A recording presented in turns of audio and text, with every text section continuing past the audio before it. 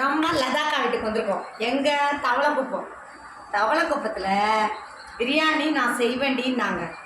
செய்யுங்கக்கா, எப்படி இருக்க போதோன்னு நினச்சேன். கடைசியில் பார்த்தா செம்ம டேஸ்ட்டாக இருக்குது. இவங்க தான் லதாக்கா, என் செல்லக்குட்டி. எனக்கு ஹாய் சொல்லுங்க. எனக்கு ரொம்ப பிடிக்கும். ஃபேன்சி வயிற்றுல இருக்கும்போதுலேருந்து அக்கா என்னுடைய நண்பேனா அப்படின்னு. அதனால் நம்ம இப்போ எங்கே இருக்கோம்? தவளைக்குப்பம் பிரியாணி சாப்பிட்றோம்.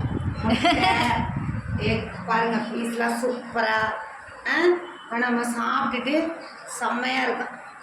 பாருங்க பாசத்தை பாருங்க. ஐயோ கேமரா பற்ற மாட்டேங்குதே. கேமரா பற்ற மாட்டேங்குதே. என்ன உண்மையாகவே பார்க்கலாம். செம்ம டேஸ்ட்டாக இருக்குது அக்கா. அதோட அந்த அன்போடு ஊட்டி விட்டது இன்னும் செம்மையாக இருக்குது. சூப்பர்.